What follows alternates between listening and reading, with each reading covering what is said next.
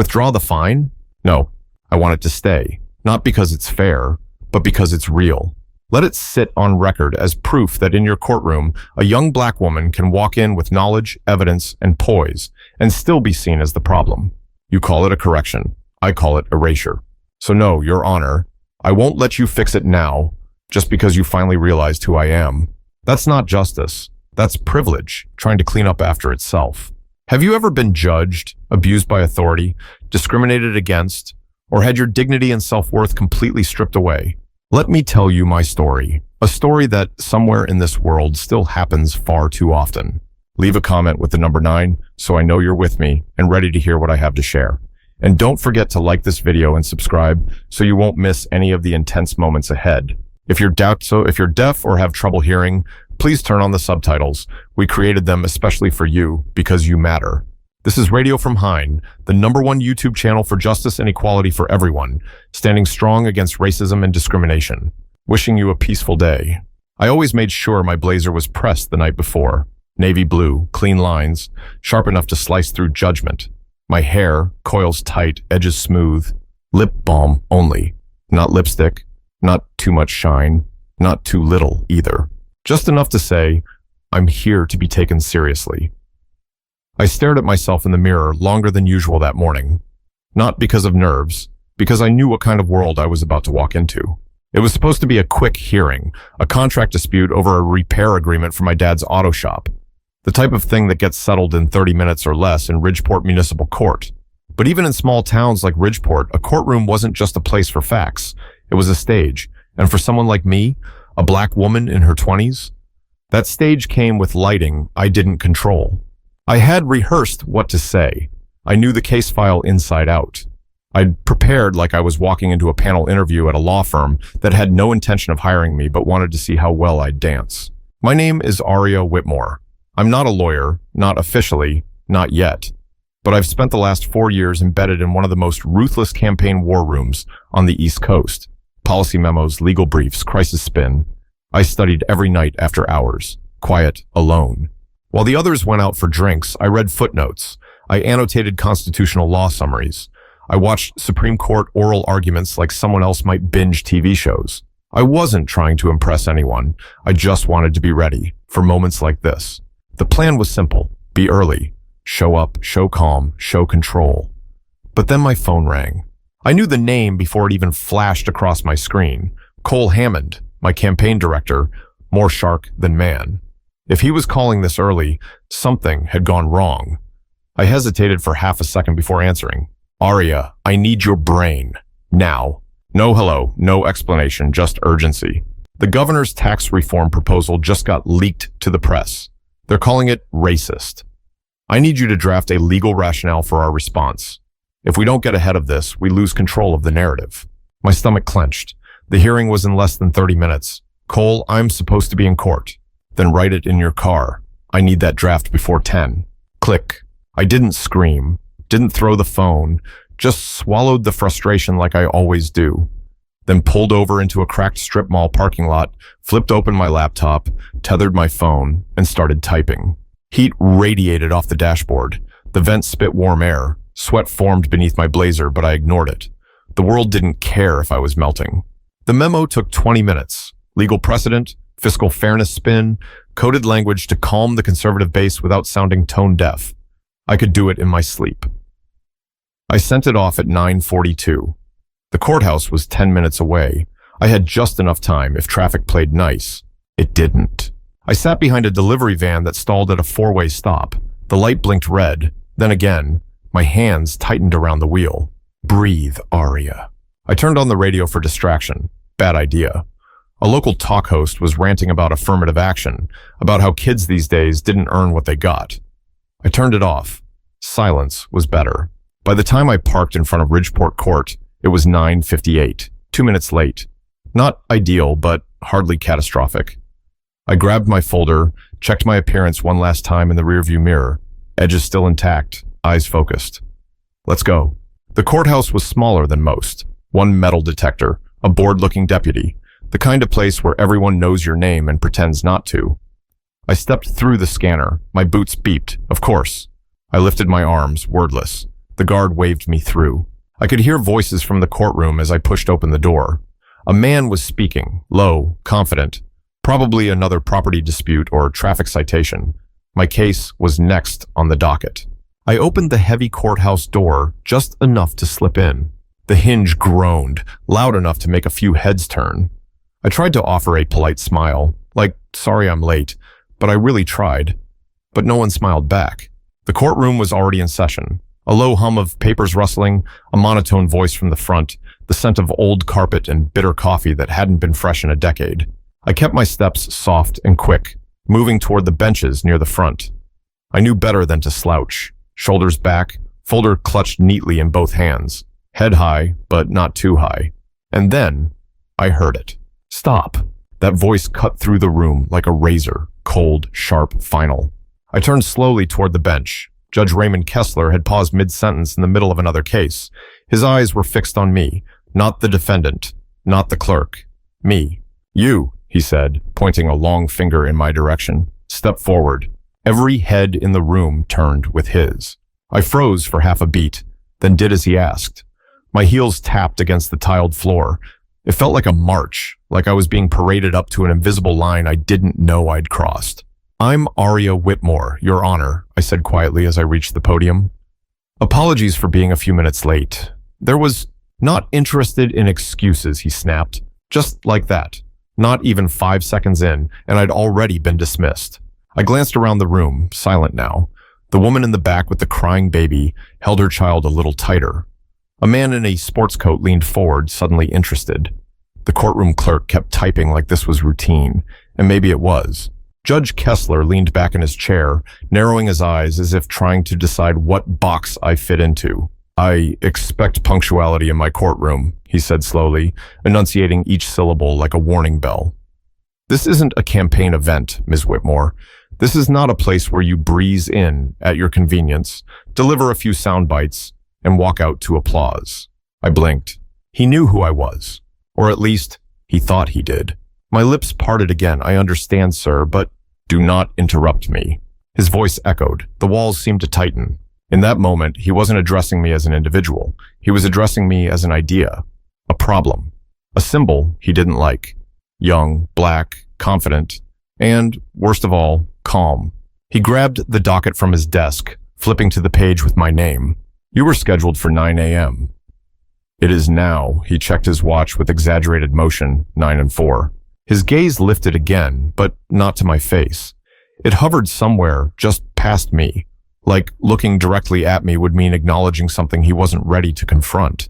I run a disciplined courtroom, he continued. Respect is non-negotiable. And then he let it hang. 4 minutes. He was making a point, not about time, about power. I felt heat creep into my chest, but I didn't let it reach my face. Not yet. Behind me, someone shifted on the bench. I glanced over my shoulder, just for a second, and saw a man with thinning gray hair and khakis smoothing his tie. I'd seen him in the hallway when I first arrived. He'd walked in before me. Actually, scratch that. He'd walked in behind me. At least 10 minutes past the start time. But Kessler hadn't said a word to him. No finger pointed, no dramatic pause, no courtroom-wide call-out.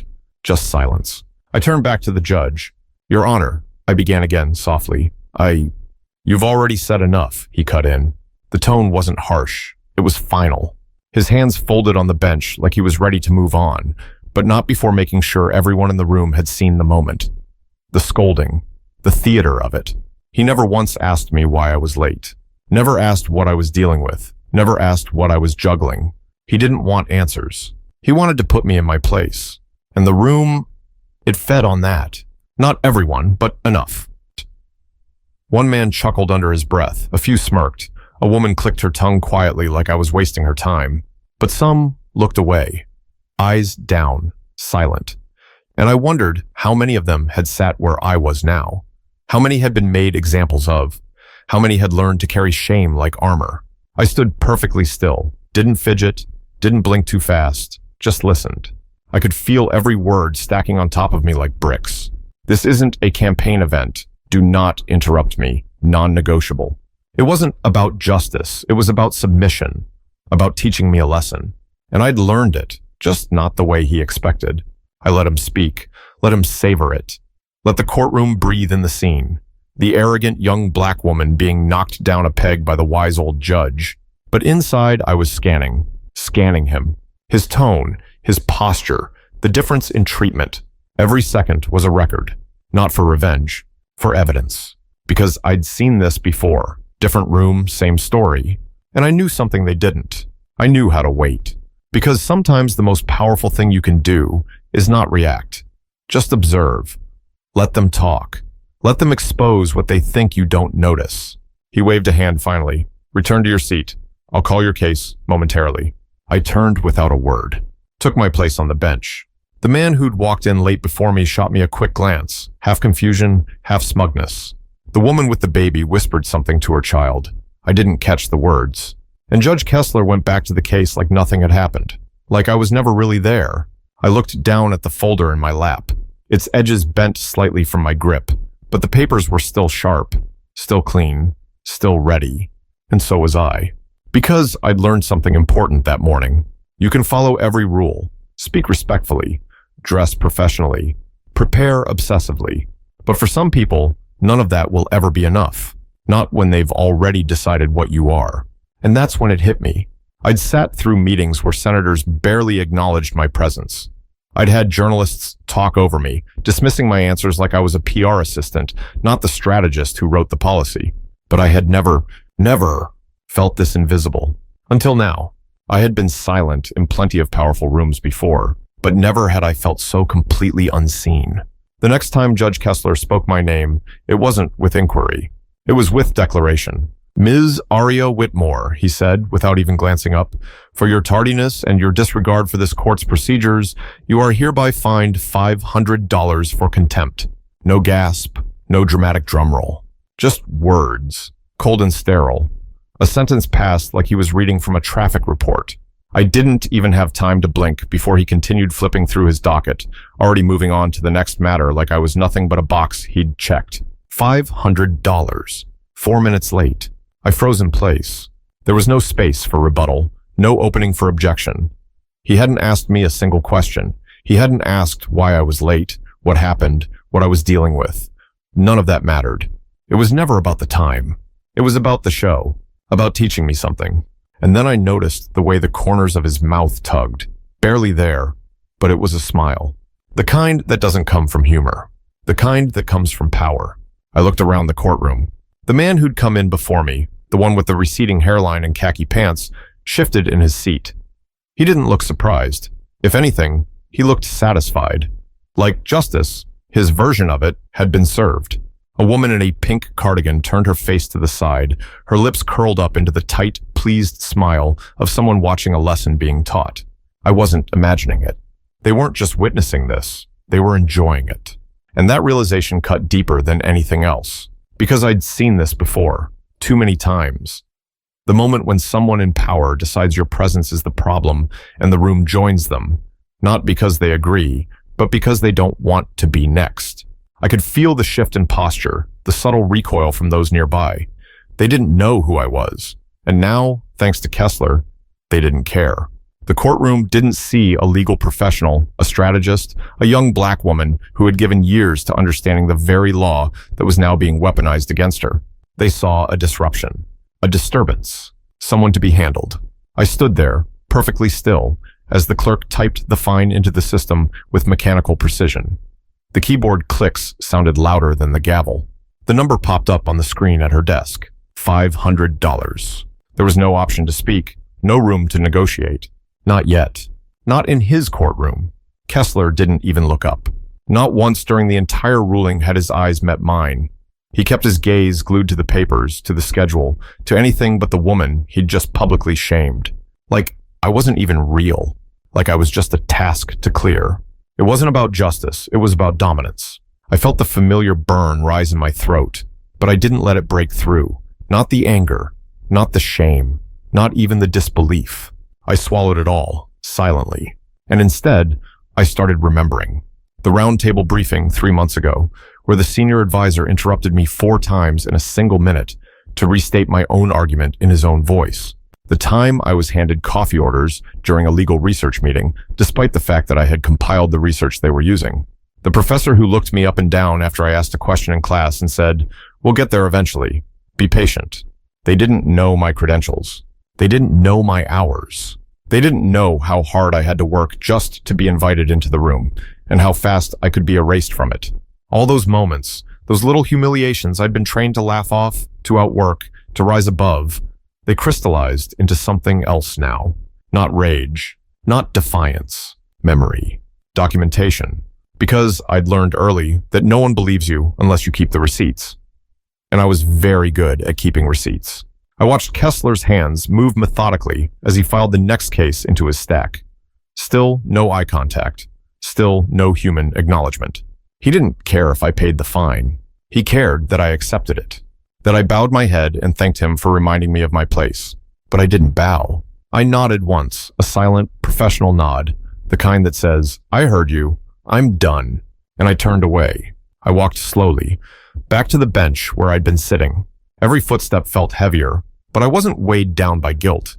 I was carrying something else now. Information. I sat down and laid the folder in my lap. This time, I didn't bother pretending to look through it. My fingers rested on the cover. I stared ahead, and I watched. Because, while Judge Kessler moved on to the next name on the docket, the courtroom didn't quite return to normal. Something lingered. A tension, a quiet. As if even those who smiled moments before had started to feel it too. The discomfort of witnessing something you can't quite explain, but you know was wrong. From the corner of my eye, I saw the bailiff, older, black, built like a man who had carried too much and spoken too little. His jaw tightened. He didn't move, didn't speak. But I caught it. That shift. The kind that said, "I've seen this before too." And then I remembered something my mentor once told me during a campaign meltdown after a donor insulted me in front of the entire team. She said, "Sometimes they don't even see you as a person until you show them the parts they tried to erase." And that's when the thought struck me. The kind that didn't feel like an emotion. It felt like a door. Not the one I'd walked through when I entered the courtroom, but one that had opened inside me. A realization. A quiet truth, suddenly loud. I may have looked like I lost that moment, but I had something they didn't expect. I stood there like a loser until I remembered I had a weapon they didn't even know existed. I sat there, the fine still fresh in my mind, still echoing in the silence behind my eyes. $500 for 4 minutes, for existing outside his schedule, for being me. Judge Kessler had moved on. He didn't know what he had just lit. He didn't see the way my hand tightened on the folder in my lap.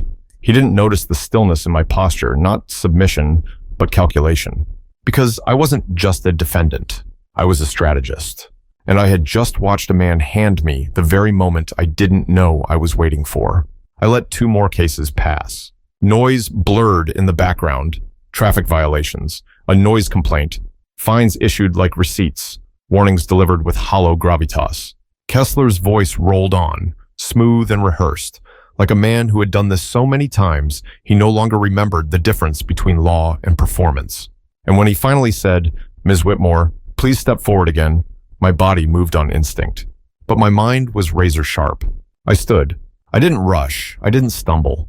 I walked to that podium like it was a press room microphone, like the lights were already on and the cameras were already rolling. The clerk looked up, finally registering that something had shifted. The bailiff stood a little straighter. Kessler didn't notice.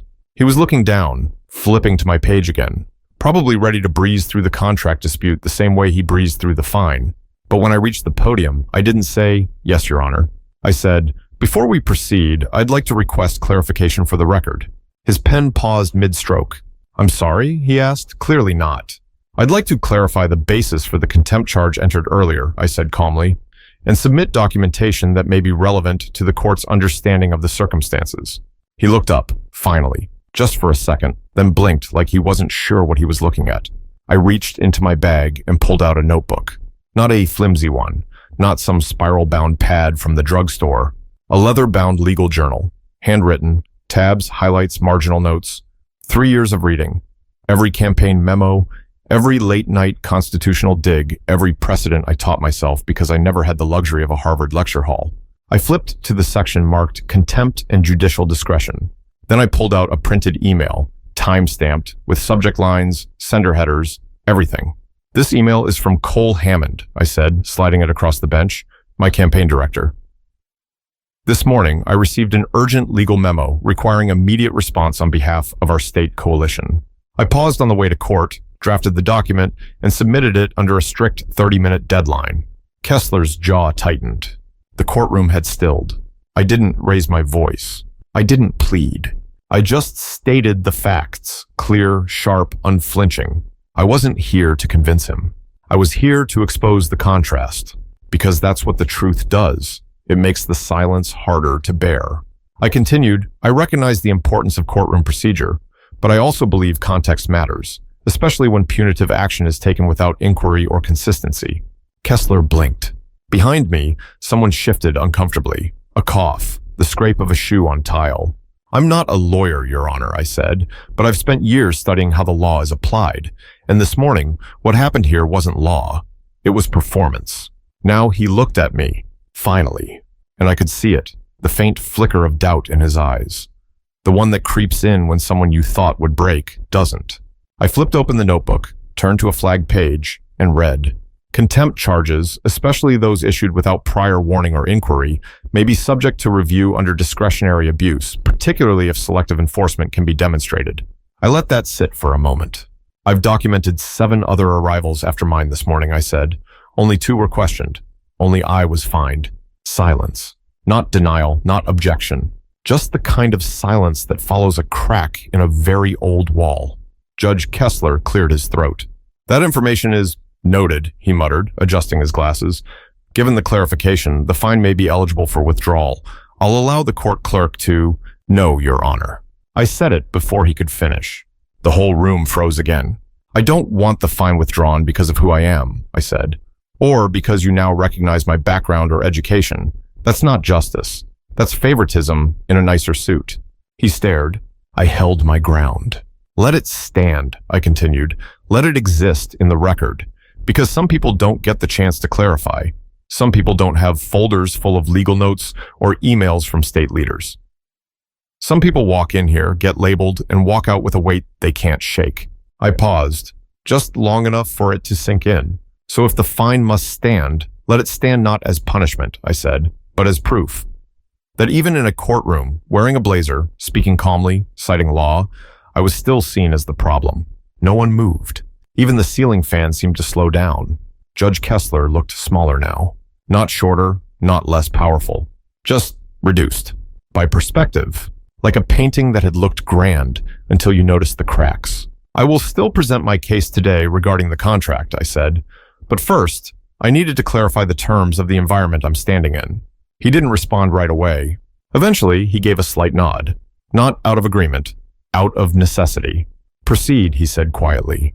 But he wasn't in control anymore. Not really. I didn't come here to ask for mercy. I came to peel the mask off a system that had mistaken tradition for justice for far too long. The courtroom remained eerily still as I returned to the podium and began outlining the actual dispute that had brought me there. A simple contract disagreement between my father's auto shop and a local parts supplier. But nothing felt simple anymore. I presented the invoice, the mismatched maintenance records, the email chains. I did it clearly, concisely, efficiently. Years of handling press briefings and internal policy disputes had taught me how to speak with precision. I didn't stumble. I didn't ramble. I delivered my case like it mattered, because it did. But deep down, I knew the real hearing had already happened. Judge Kessler sat slightly hunched now, his posture less towering, his tone less sharp. His gavel rested unused beside him, as if he wasn't sure whether to pick it up or put it away for good. When I finished, he gave a nod. Not dismissive, not performative, just quiet. We'll review the documents and issue a decision by end of day, he said, glancing over at the clerk. It sounded almost like a peace offering. I didn't take it, because what needed to be said hadn't yet been said, and I wasn't leaving without saying it. Your Honor, I said, before I sit down, I'd like to make a formal submission, not to argue law, but to propose action. He looked up. So did everyone else. I reached into my folder again, not the contract documents, but a new page, printed clean, 3 paragraphs, titled, Proposal for Procedural Reform and Judicial Accountability, Ridgeport Municipal Court. I cleared my throat and read, not loudly, but deliberately. First, I began, I will pay the $500 fine. I will not appeal it. I will not ask for a reversal, because I want it to remain a matter of record, not as punishment, but as testimony. A living receipt of what this courtroom has become for those who enter it without privilege. You could have heard a pin drop. Second, I continued, I formally request an internal review of the last 6 months of contempt fines and punitive rulings issued in this court. Specifically, the timing of arrival, age and race of the defendants, the nature of the violations, and whether explanations were accepted or summarily dismissed. Judge Kessler opened his mouth, but I raised a hand gently. I'm not accusing, I said. I'm observing. And what I observed today mirrors what too many others have experienced and had no language for. Kessler hesitated, then slowly he leaned back. I went on. Third, I said, I propose that all staff, including judges and clerks, undergo bias awareness training, real, structured, ongoing. Not because I believe anyone here is malicious, but because I believe bias doesn't require intention. It thrives in assumptions, in habits, in unchecked comfort. There was a rustle of movement behind me. People weren't just listening now, they were leaning in. The man in the back row, the one who had smirked when I got fined, had his arms crossed tight across his chest. No more smugness, just discomfort. The young woman with the baby now looked straight at me, eyes wide, jaw set. The mother in her understood something instinctively, what it meant to be judged before you even opened your mouth. And the bailiff? He hadn't moved at all, but I saw it again. The tension in his jaw had relaxed. He was hearing me. Kessler's lips pressed into a line. His voice came low, cautious. Ms. Whitmore, these suggestions, while well-intentioned, fall outside the authority of... With all due respect, Your Honor, I said evenly, that's exactly the problem. These things always fall outside someone's authority, until no one is left to claim them. His mouth closed. I looked down at the printed proposal. My hands didn't shake. Because this wasn't about today anymore. It was about all the yesterdays I'd carried on my back, all the nights I stayed up learning laws that were written to protect, but too often used to control. It was about walking into every room knowing I had to be twice as prepared, twice as calm, twice as articulate, just to be heard. And now, I was being heard. I glanced toward the court clerk. Her fingers hovered above her keyboard. She wasn't typing, she was watching. I addressed her directly. I understand you've worked with Judge Kessler for years. You've likely seen patterns, maybe even noted them. And I don't say this to accuse you. I say it because I know what it means to be a witness and feel powerless. Her face changed, just slightly, like something heavy had shifted behind her eyes. Then something remarkable happened.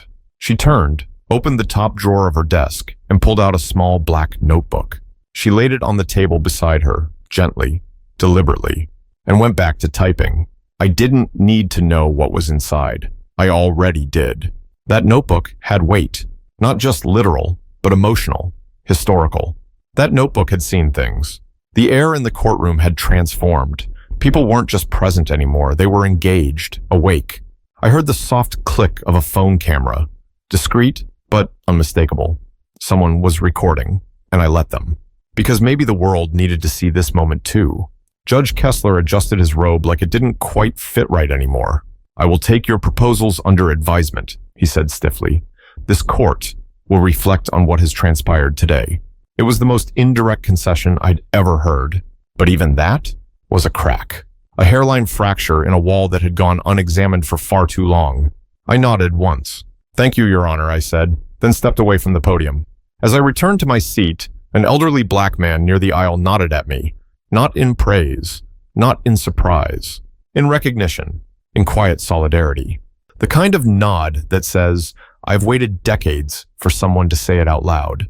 I sat down, and finally, I let out the breath I'd been holding since I first stepped through the doors that morning. I came here to resolve a contract, but I walked out having cracked open a door this town had kept locked for years. The story didn't stay in the courtroom. It never does. By the time I reached my car, the first ping came through, an email. The subject line read, Courtroom Today. The body?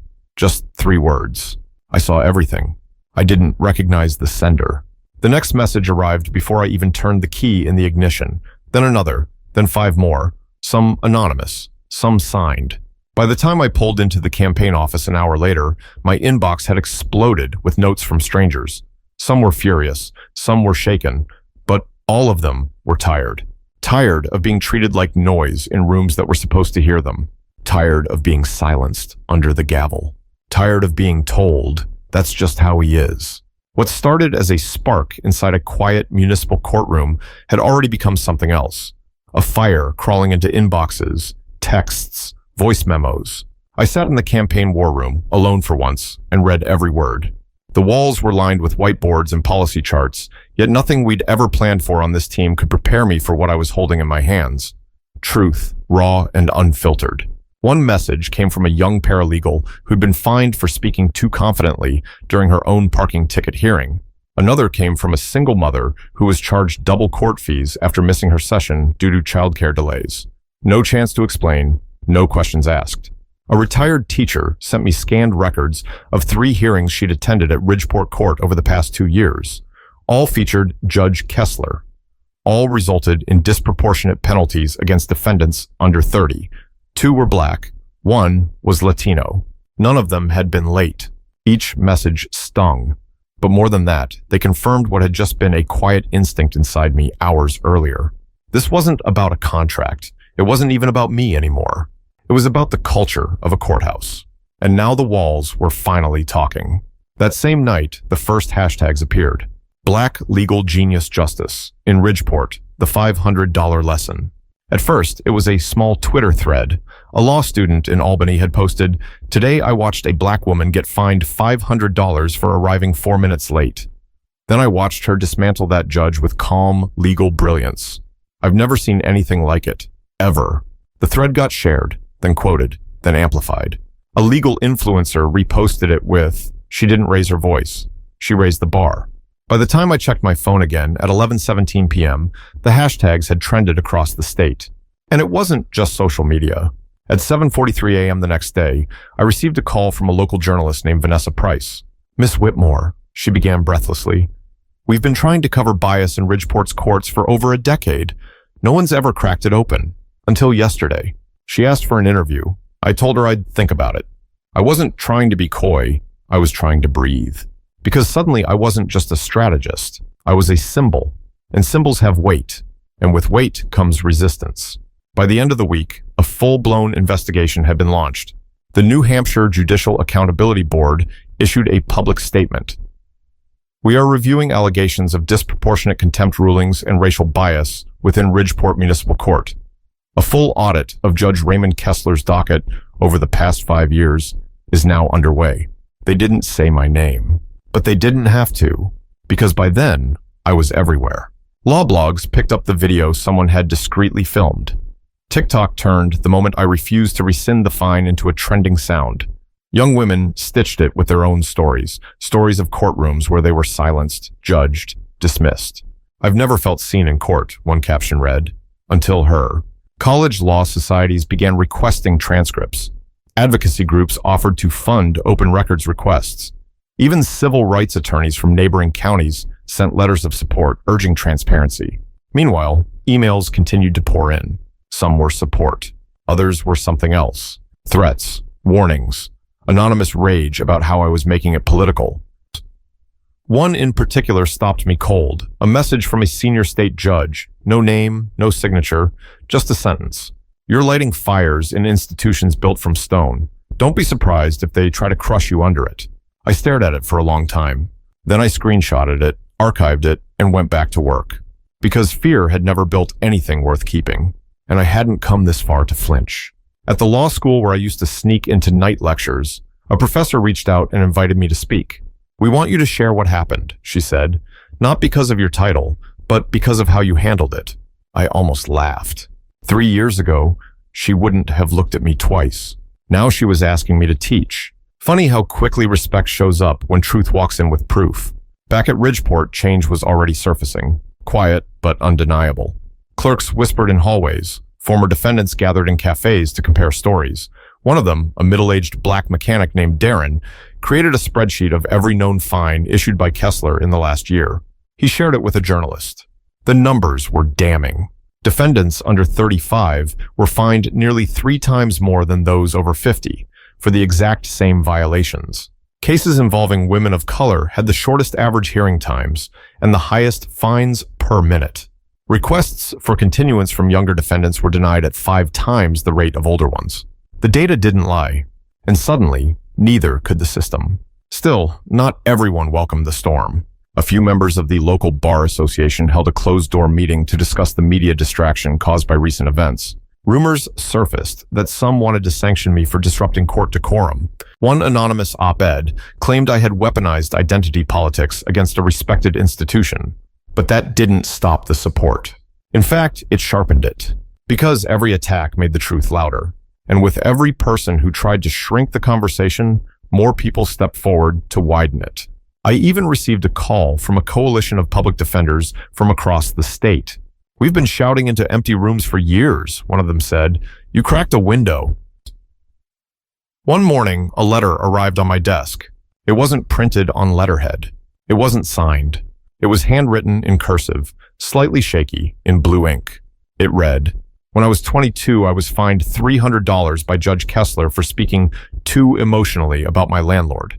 I had no lawyer. I paid it and left in shame. I thought it was just me. You've proven it wasn't. Thank you. No name, just a return address, Ridgeport." I sat with that letter in my lap for a long time, because in that moment, the weight of it all returned, not as a burden, but as a responsibility, not to fight for everyone, but to make sure no one thought they were fighting alone. I folded the letter, placed it in my top drawer, and stared out the window for a while. Outside, the world looked the same, cars passing, morning sun creeping across rooftops. But inside these institutions, something had shifted, and it wasn't going back. They told me to stay quiet, but justice has never been quiet. And this fire? It was only beginning to spread. 3 months later, I returned to Ridgeport. But this time, I didn't walk through the old courtroom doors. They were locked now. Sunlight poured over the brick facade of what used to be Ridgeport Municipal Court. A new banner stretched across the archway, still crisp with its folding creases. It read, "Fair Bench Institute, Center for Judicial Training and Public Equity." They had changed the name. They had changed the mission. And most importantly, they had changed the leadership.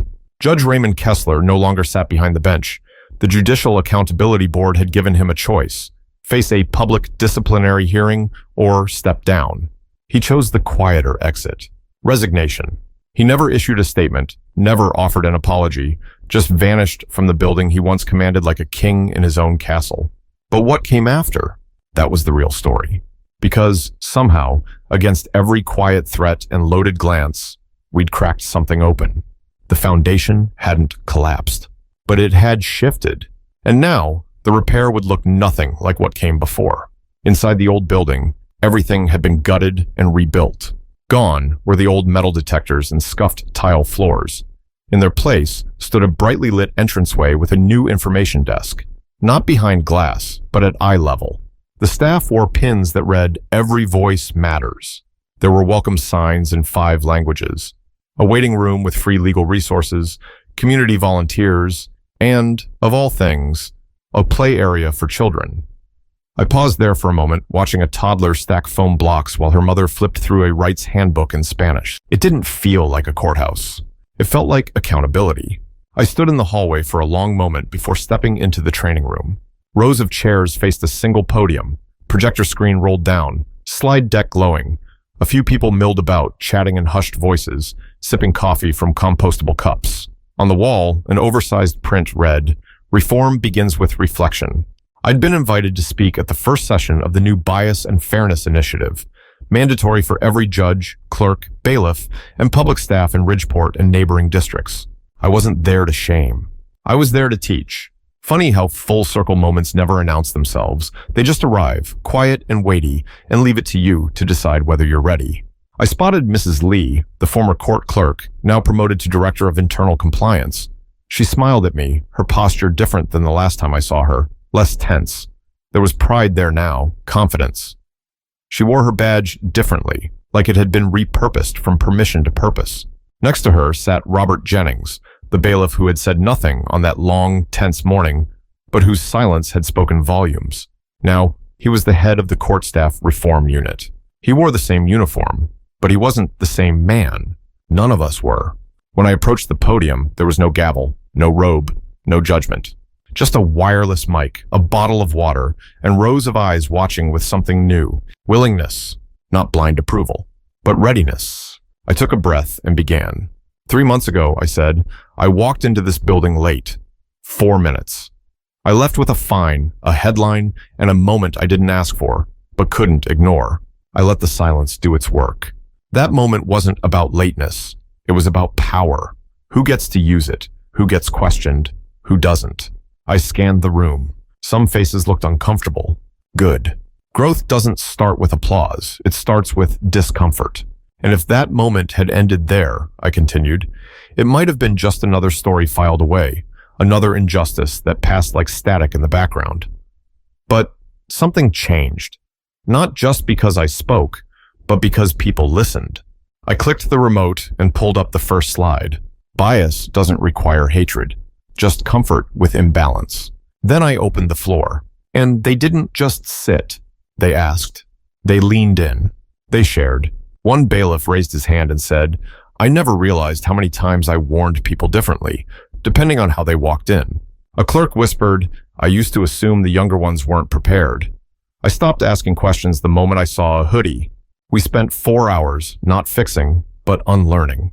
There were moments when it got heavy, moments when someone's throat caught, or when someone else's voice cracked because they had to admit they'd made assumptions, missed signs, contributed to something they never intended. But that was the point.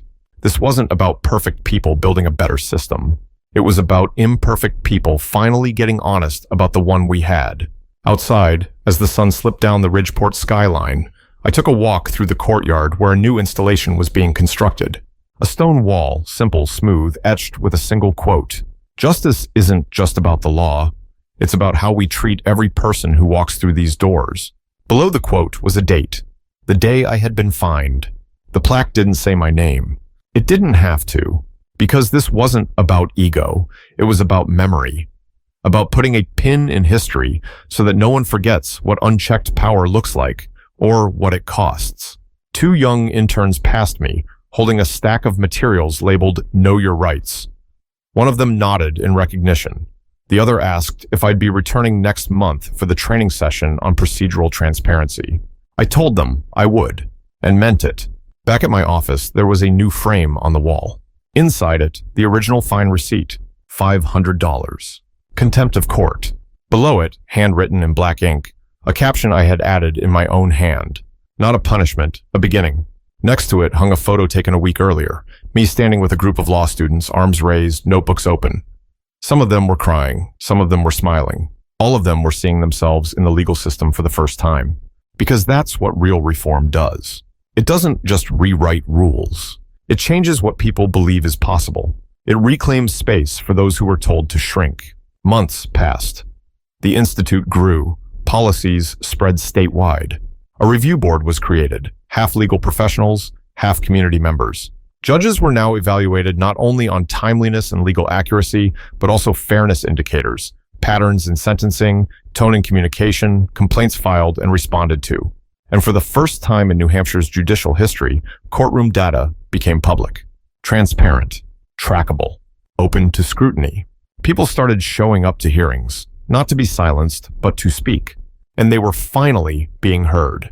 Then came a letter from Kessler, typed. No seal, no legal insignia, just his name.